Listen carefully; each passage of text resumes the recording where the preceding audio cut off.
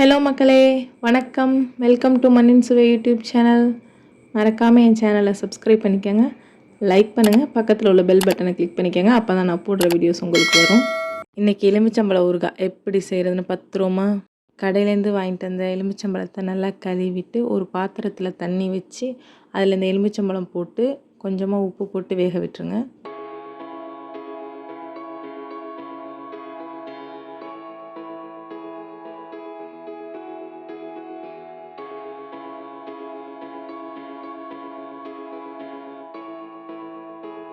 எலுமிச்சம்பழம் வெந்துச்சுன்னா நல்லா வெடிச்சிரும். இல்லைன்னா நீங்கள் ஒரு ஸ்பூனோ ஏதோ வச்சு குத்தி பார்த்தீங்கனாலே தெரியும்.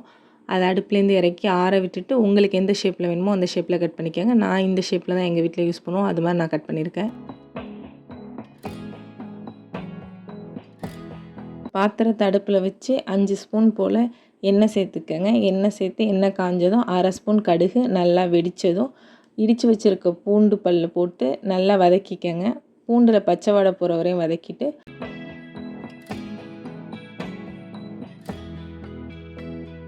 கொஞ்சமாக மஞ்சத்தூளும் சேர்த்து வதக்கிக்கங்க.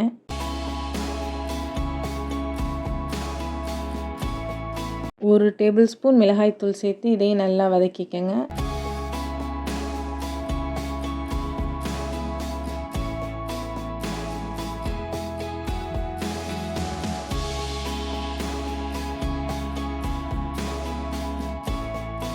கொஞ்சமாக கல் உப்பு சேர்த்து இதையும் வதக்கிக்கோங்க.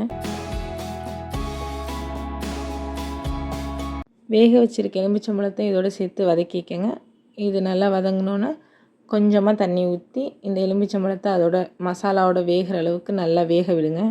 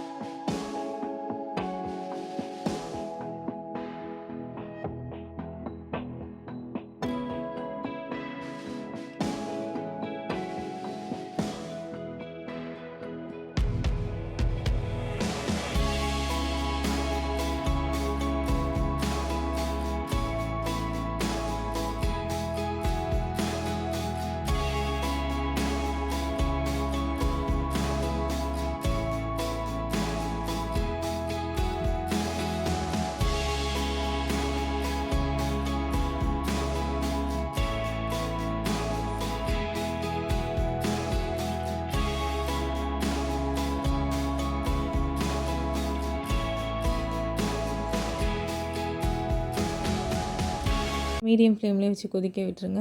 1/2 ஸ்பூன் கடுகு, 1/2 ஸ்பூன் வெந்தயத்தை வெறும் சட்டியில் நல்லா வறுத்து பொடியாக்கி இதோட சேர்த்துக்கோங்க. நம்ம சேர்த்துருக்க பொடியை நல்லா கிளறி விட்டு இந்த எலுமிச்சம்பழத்தோடு நல்லா வேக விடுங்க. நல்லா வெந்தோன்னே நல்லா திக்காகி எண்ணெய் பிரிஞ்சு வந்துடும். அவ்வளோதான், ஊறுகாய் ரெடி.